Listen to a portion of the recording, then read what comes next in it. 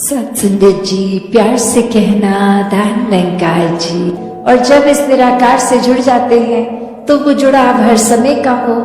एक कुछ मन में भाव जब एक परिस्थिति के अनुसार, एक सिचुएशनल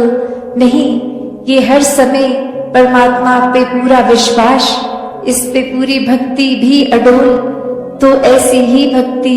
हर कोई करता जाए, हर समय इस निराकार के एहसास में रहा जाए, तो दातार हर किसी को भक्तिमय जीवन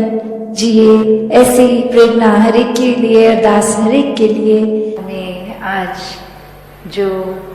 हर एक का एक ये नोटिस में हर कोई कर रहा है कि कैसे एक अपने जीवन को अगर इस परमपिता परमात्मा, इस निराकार, इस सत्य के साथ अगर ना जोड़ा जाए, इसको अगर आधार ना बनाया जाए, तो एक कुछ समय तो कोई चीज़ अगर एक खुशी दे रही है, मज़ा दे रही है, और कुछ पल बाद ही वो फीकी सी एक उसके साथ महसूसियत होने लगती है। और कैसे फिर मन ये डगमगाने लगता है, सोच विचार हावी हो जाते हैं, फिर मन में वो चैन और सुकून का भाव कहीं ना कहीं खो जाता है। तो ये निराकार पे जब भी अपने मन को केंद्रित जो भी करता है, तो वो भाव मन के कि ये आनंद की अवस्था से मन विभोर, तो कैसे एक अपने जीवन में हमें हमेशा इस निराकार के ही एक सोच, इसी के ऊपर आधारित, मन के भाव इसी पे आधारित, और दिल से फिर ये जो प्यार पूरे संसार के लिए एक संत जनों की शिक्षाओं पे आधारित जीवन बनाकर जिया जाए। वरना तो संसार में आज हम देखते हैं तो लोग कोई भी चीज़ से बहुत आसानी से भ्रमित कर देते हैं। एक बात बोलकर कि वो जिसको हम रूमर्स का नाम देते हैं कि किसी ने कुछ कह दिया, वो सच है नहीं है। कैसे आजकल हम सोशल मीडिया पे या वर्ड ऑफ माउथ से देखते हैं कि वो बात ठीक है नहीं है, बस आगे से आगे वो बात पहुंचा दी, हर किसी को कुछ भी बोल दिया, और ये भी खुद अपने एंड से चेक नहीं किया कि वो ठीक भी है कि नहीं है। दासी ने एक उदाहरण कुछ समय पहले आपके चरणों में रखा था, और वही कहानी फिर से कि कैसे एक कॉलेज में एक दूसरे देश का किसी व्यक्ति ने परफॉर्म करना, और वही वो भाषा जो वो व्यक्ति इस्तेमाल करते थे, बाकी अन्य वो स्टूडेंट्स उस भाषा को समझते ही नहीं थे। तो उन्हीं में से एक स्टूडेंट को मस्ती एक दिमाग में आई, और वो माइक से पहले उन वक्ता के खुद आ गए और बोलने लगे कि इनकी एक खासियत है, ये बहुत ही एक कॉमिक, एक बहुत ही मजाकिया एक हमारे आगे प्रस्तुति रखेंगे, पर खास बात यही कि इनके चेहरे के ऊपर एक्सप्रेशन, ये मुंह के भाव चेहरे के बहुत ही सीरियस, गंभीर दिखेंगे। हो सकता है एक हमें उनकी आवाज़ टोन से लगे कि ये गुस्सा भी हो रहे हैं, पर ये सब कुछ एक मजाकिया ही इनकी प्रस्तुति है, तो बार बार इनकी प्रस्तुति के बीच में हंसते रहना है। और ऐसा वो व्यक्ति बोलकर उतर गया, और अब वो परफॉर्मर आए, और वो जब अपनी एक स्पीच, एक अपना कला पेश करने लगे, तो सभी विद्यार्थी हंसने लग गए, और वही वो चेहरा और गंभीर होता गया कि मैं इतना सीरियस कोई मैसेज दे रहा हूँ, विद्यार्थी तो सभी हंस रहे हैं, पर वहाँ विद्यार्थियों के ऊपर ये प्रभाव उस एक स्टूडेंट का छोड़ा हुआ कि इसमें तो हंसना ही है, और पूरी परफॉर्मेंस में वो कहीं ना कहीं अपने आप से बीच में हंसते चले गए। और अब वो परफॉर्मर अंत में इतना उसमें गुस्सा आ गया, वो स्टेज को ही छोड़कर चला गया और उसके एग्जिट पे भी विद्यार्थी और जोर से हंस रहे। तो वो भाव क्या कि एक व्यक्ति ने कैसे एक हरेक को, जो बात तो कुछ ऐसी थी नहीं, वो परफॉर्मर भी कोई मजाकिया अदाकारी नहीं, कोई एक बहुत ही गंभीर मैसेज, सोशल मैसेज देने आया। और किसी ने भी वो, क्योंकि एक कान में बात किसी एक व्यक्ति द्वारा गई कि ये ऐसा नहीं ऐसा है, तो हमने अपने दिमाग की वो परसेप्शन वैसे बना के उसी के ऊपर अपने मन के भावों को मोड़ लिया कि उस एक व्यक्ति ने जैसा कहा है तो ठीक ही कहा होगा। तो वैसे ही एक संसार का वातावरण कि एक व्यक्ति ने कुछ कहा और हमने फिर, चाहे वो संदेश क्या मिल रहा है क्या नहीं, उसको छोड़ के बस अपने दिमाग में जो धारणा पहले से बनाई थी उसी धारणा को लेके आगे अपना व्यवहार बदल दिया। तो इस पूरे स्टोरी में जो भाव है कि दुनिया में तो एक भ्रमित करने वाले बहुत ही मिलेंगे, हर किसी ने अपनी मान्यताओं के, अपने एक्सपीरियंस और कुछ एक स्वभाव भी कभी कभी अड़चने डालने वाला किसी का, तो उसने अपने मुताबिक अपना फायदा देखते हुए ही एक ऐसा कह देना है कुछ, तो वो एक भ्रमित करने वाले तो हैं, पर वो गलती किसकी आती है जो वो भ्रम में पड़ जाए। जब हम ब्रह्मपुरुष होकर, एक ब्रह्मज्ञानी होकर, तो भी अगर हम भटक जाते हैं किसी के कुछ कहने पे, तो फिर ये चेतनता कहाँ है। अगर हम इस स्टोरी के केस में देखें तो फिर भी वो स्कोप हो सकता है कि वो भाषा नहीं समझते थे तो किसी ने जो कह दिया उसी को ही सच्चाई मान ली। यहाँ तो हम वैसे सब बुद्धिजीवी, ये चेतनता रखने वाले, फिर भी एक अपनी बुद्धि को परे रखकर अक्सर अफवाहों में पड़ जाते हैं। एक आगे से आगे वो कुछ ना कुछ मैसेज दे देते हैं। तो कैसे हमें हर समय ये अलर्टनेस, ये चेतनता, क्योंकि ब्रह्मज्ञानी है तो एक ब्रह्मज्ञानी होने का एक ड्यूटी, ये रिस्पॉन्सिबिलिटी भी है कि हर समय की चेतनता होनी है। ये ब्रह्मज्ञानी होने का मतलब ये नहीं कि हम इस जहाँ निराकार के आश्रय, इसके रंग में रंगे हर समय एक आराम से इसी के रंग में आराम से तैरते हुए हैं, गोइंग विद द फ्लो वाली भाव। तो फिर भी ये चेतनता तो एक कैरेक्टरिस्टिक है ब्रह्मज्ञानी का। ये कहीं भी नहीं है कि अगर आप एक भोले संत हैं, ब्रह्मज्ञानी हैं, तो आप चेतनता का प्रयोग नहीं करेंगे। नहीं, संत स्वभाव ही चेतनता का उसमें योगदान होता है कि संत कभी भी ऐसा कोई कार्य नहीं करते जो इस निराकार के एहसास या कोई एक अच्छी शिक्षाओं से विपरीत होता है।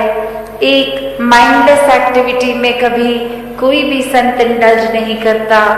तो वो परख भी कि क्या ठीक है क्या गलत है, हर समय का वो डिसीजन बनाना, यह चेतनता ही एक उपयोग में आती है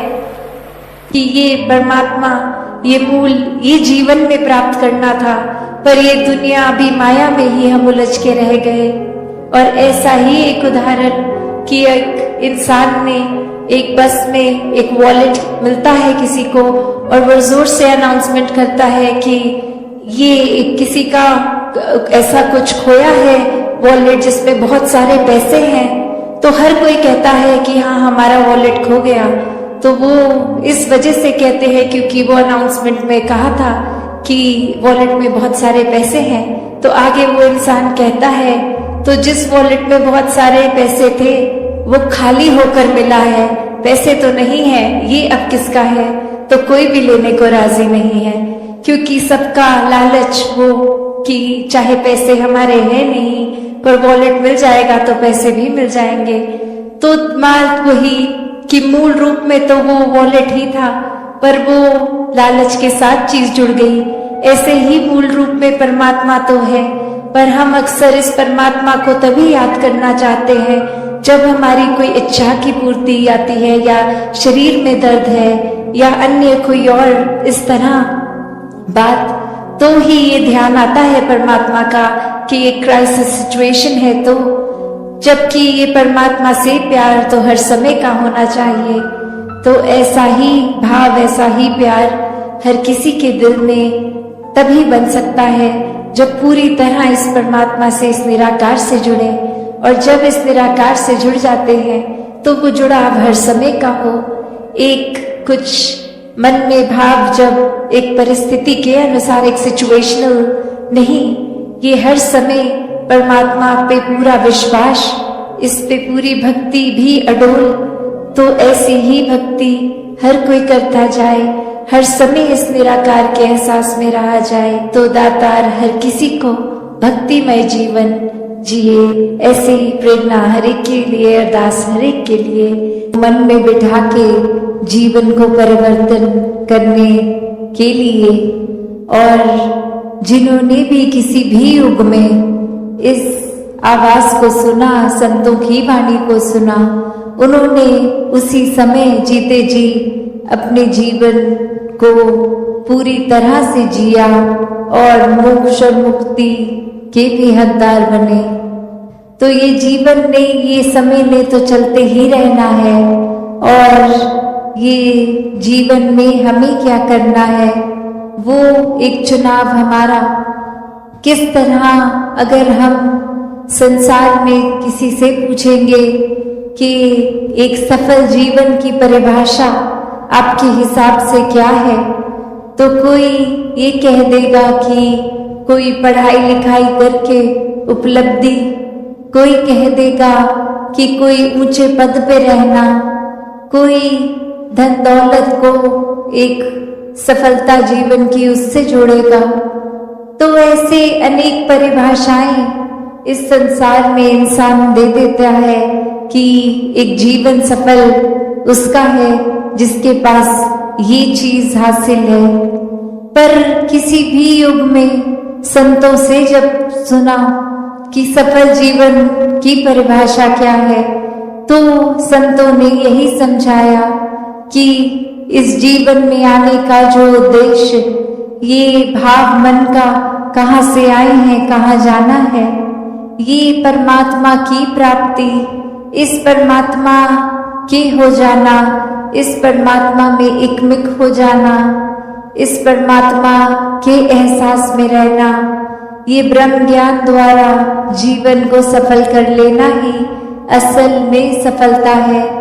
चाहे इस परमात्मा ने रहने के लिए जो व्यवस्था करी है, चाहे वो महल रूप, चाहे झोपड़ी रूप, चाहे किसी तरह का भी कल्चर, एक रहना, किसी तरह का भी खाना पीना, तो ये सब मुबारक है। जीते जी जिम्मेवारियां भी निभाना मुबारक है। एक भक्ति करनी है तो जिम्मेवारियों को सांसारिक रूप, सामाजिक रूप, ये सेवा भाव तभी आएगा सबके प्रति जब अपनत्व का भाव होगा। तो ऐसे तो जीना है एक अपने कर्तव्यों को पूरे करते करते। पर हर संत ने समझाया कि इस दुनिया में रहना है, पर इस दुनिया में इस तरह खचित नहीं होना कि इस परमात्मा के प्रति ही ध्यान न जाए। ये स्पिरिचुअल एस्पेक्ट जीवन का, इसमें पीछे रह जाए और ये भौतिक जीवन को ही आगे बढ़ाते रहे। तो चीजों का इस्तेमाल करते हुए, सदुपयोग करते हुए जीवन जीना है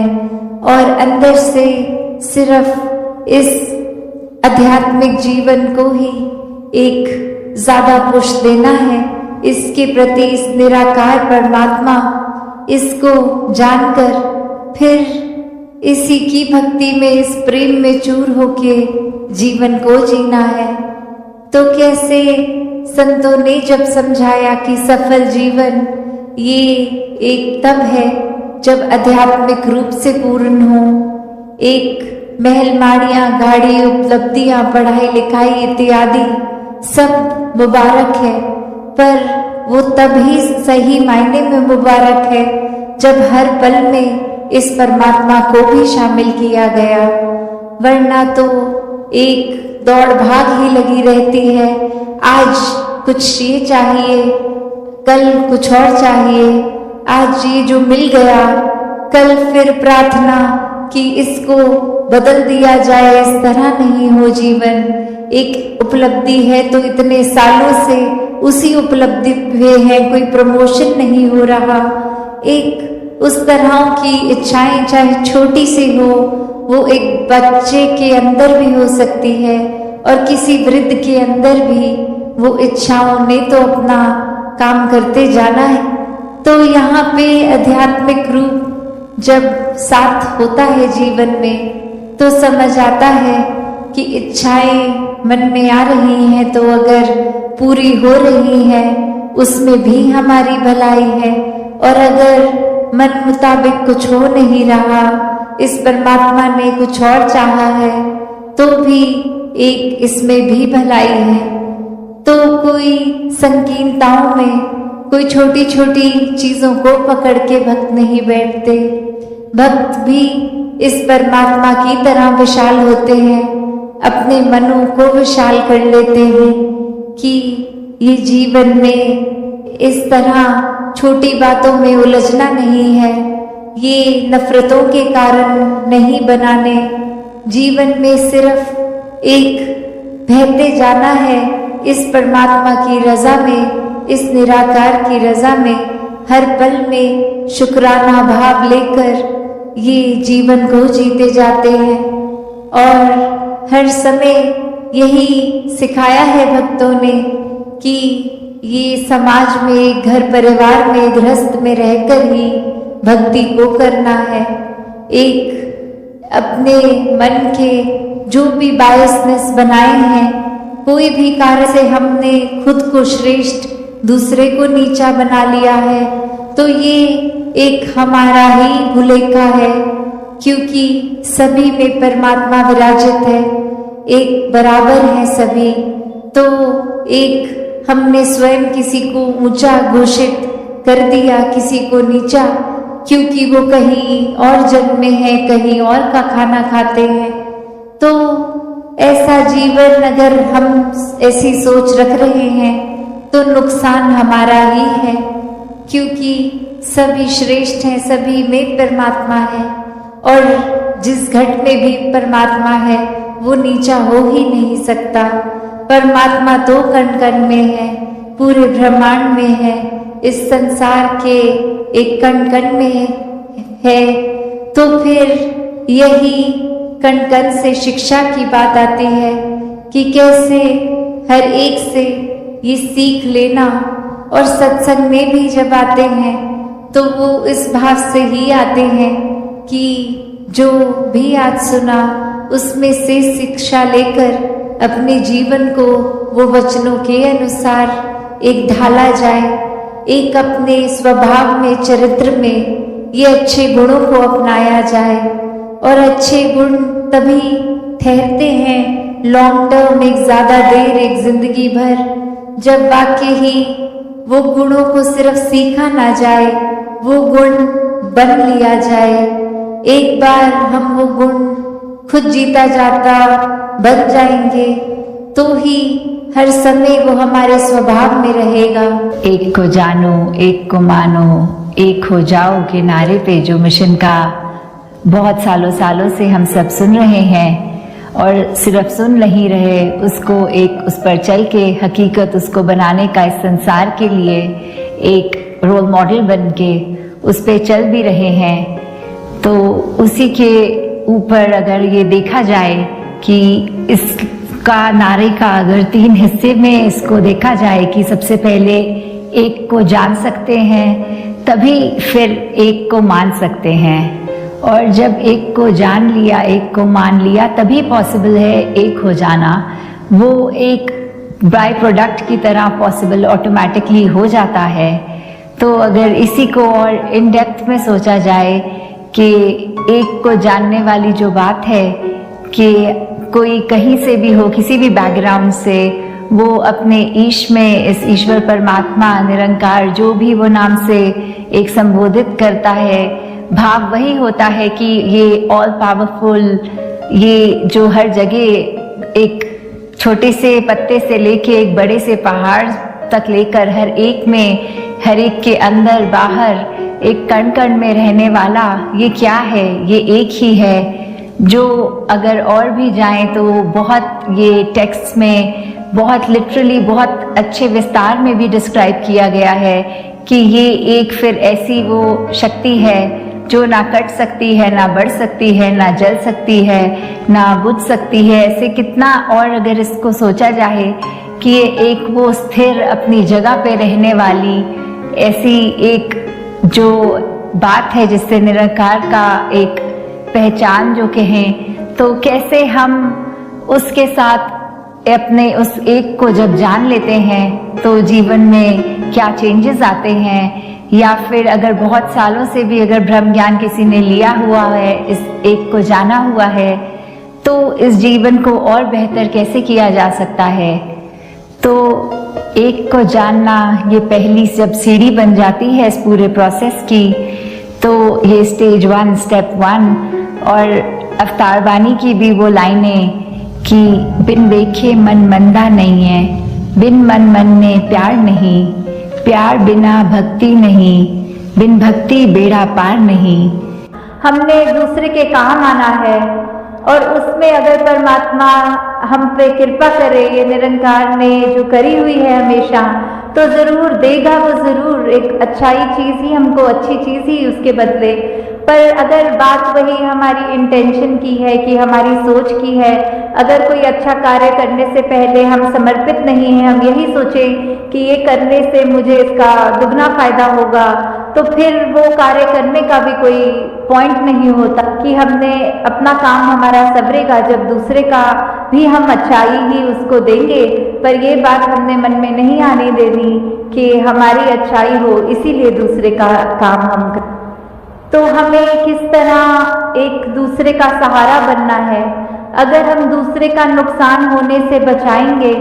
तो ही अपने लिए भी, अपने जीवन में भी हम एक सुकून महसूस करेंगे। एक वो बात कि अगर अपना हमें सब सुरक्षित रखना है तो हमें दूसरे का भी नुकसान नहीं करना, कि नहीं तो अगर हम यही सोच रखेंगे कि हम दूसरे को तो ऐसे तंग कर देंगे, उसको तो परेशान कर देंगे, उससे हमारा क्या नुकसान हो रहा है। नहीं, अगर हमें अभी ये बात नहीं समझ में आ रही तो परमात्मा थोड़े समय बाद ऐसा कोई स्थिति लाकर सामने खड़ा अवश्य करेगा जिससे फिर हमें पछतावा होगा कि हमने वो दूसरे का नुकसान ही क्यों किया। तो यहाँ हमें अगर अपना घर सुरक्षित रखना है तो हमें पड़ोसी का भी घर, हमारी ही जिम्मेवारी है वो, क्योंकि ये संसार एक वसुदेव कुटुंबकम की भावना, ये यूनिटी इन डाइवर्सिटी की बात कि हर कोई अपना है। जब हर एक व्यक्ति में ही ये परमात्मा का अंश बसा है तो हर कोई ही श्रेष्ठ है। फिर वो बात नहीं कि सिर्फ मैं ही श्रेष्ठ हूँ और दूसरा श्रेष्ठ नहीं है। चाहे वो किसी भी जाति का हो, किसी भी देश में रहता हो, कोई भी कल्चर हो, खान पान का तरीका, मेरे से दूसरे का स्वभाव चाहे कितना भी अलग हो तो भी वो उतना ही श्रेष्ठ है मेरे जितना ही वो। बल्कि हर एक को ये भाव रखने हैं कि दूसरे तो हमसे ज़्यादा श्रेष्ठ हैं, हमारे अंदर तो कोई लाकत नहीं, कोई ऐसे कर्म नहीं, और बाकी सब में इतने सुंदर कर्म, इतना सुंदर जीवन जीते हैं सब। तो दातार सभी पे कृपा करे। तो आज हरदेव वाणी के शब्द में ये जो पंक्तियां आ रही हैं, हाँ जी, सम करके जो देख रही है वो दृष्टि है संतों की, पूरब पश्चिम उत्तर दक्षिण कुल सृष्टि है संतों की। तो ये संतों का जो ये सलीका है वो क्या है? कि हर एक में कोई भेदभाव नहीं देखना। हर एक में जब ये पता लग गया है कि हर एक के अंदर वही परमात्मा है जो हमारे अपने अंदर है, तो फिर चाहे दिखने में कितने भी हर कोई इंसान एक दूसरे से अलग लगते हों, चाहे स्वभाव में फर्क होगा, तो भी ये भाव मन में रहेगा कि ये समदृष्टि रहे, एक जैसा हर एक को देखना, हर एक के साथ वो ट्रीटमेंट करना कि कैसे हमें व्यवहार में अपने वो फर्क नहीं लाना, चाहे कोई अमीर है, गरीब है या किसी और तरह से अलग है, चाहे विचारधाराएं अलग हों, चाहे वो अपने रिलीजियस बैकग्राउंड से अलग हों या कोई भी उस तरह से फर्क है अगर किसी में और अपने में, तो कैसे हमें ये फिर भी निगाह समदृष्टि की ही बनानी है कि हर एक ऐसा है जैसा मैं खुद हूँ, हर एक को मैं उतनी ही इज्जत दूँ जितनी मैं चाहता हूँ कि मुझे मिले। तो वो निगाह जब होती है और वो निगाह आ भी हमारे चरित्र में तभी सकती है जब हम खुद पहले एक वैसे संत का जो जीवन है वो अपना पाएं कि कैसे हमारे मन के भाव, हमारे दिल के अंदर क्या है, वो हम समस्त पूरे विश्व में एक एक इंसान जो है किसी भी बैकग्राउंड के, उन तक जब ये प्यार कर पाएं इस तरह कि चाहे वो कहीं पे भी पूरे विश्व में रहते हों, फिर भी हमें यही देखना है कि ये इंसान सब अपने हैं। हाँ जी, इनकी दृष्टि नर नारी में परमेश्वर को देख रही, इनकी दृष्टि सारे जग में जगदीश्वर को देख रही। तो ये जो है नर नारी की बात यहाँ एक उस तरह ली जा रही है कि जो अगर जेंडर है कि एक हम शरीर एक नर के शरीर में आए हैं कि नारी के शरीर में आए हैं, तो शरीर का और आत्मा का तो वो कोई उस तरह मेल, उस तरह की जो बात है कि हर एक के अंदर एक ही नूर है, चाहे नर में हो चाहे नारी में, ये आत्मा तो एक ही है। आत्मा का तो कोई जेंडर नहीं होता, आत्मा नर या नारी नहीं होती। तो भी ये जो जहाँ पहले भेदभाव की बात आती है तो कभी कभी समाज में देखा जाता है कि ये स्त्री और पुरुष करके भी अगर कोई फर्क की निगाह रख रहे हैं, अगर इसलिए मन में कोई ये नफरत के भाव जन्म ले रहे हैं कि एक इंसान नर है और एक नारी है, तो उसका भी जो फर्क की बात आती है वो नहीं करना, ये इक्वालिटी की जहाँ बात आती है, क्योंकि हम जिस नूर से उपजे हैं वो ही नूर सभी में है, चाहे वो नर तन में हो नारी तन में हो। तो हमें यहाँ बात वही है कि एक निगाह की बात है कि जब हम ये देखते हैं कि हमारे अंदर जो एक भाव है मन से उठा हुआ है, मन में जन्म लेता हुआ भाव, उसी को हमने उस तरह एक चैनलाइज करना है कि हमारे भाव भी जो हैं वो हमको क्या दर्शाना चाहते हैं, क्योंकि हमारी निगाह वही देखती है जो हम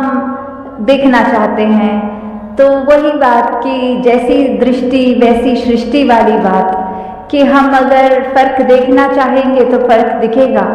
अगर हम ये मानेंगे कि हर एक में वो स्पेशल एक व्यक्ति है, हर एक के मन के भाव स्पेशल हैं, तो फिर हमें वो भाव भी नहीं दिखेगा। सात संगत जी, धन निरंकार जी।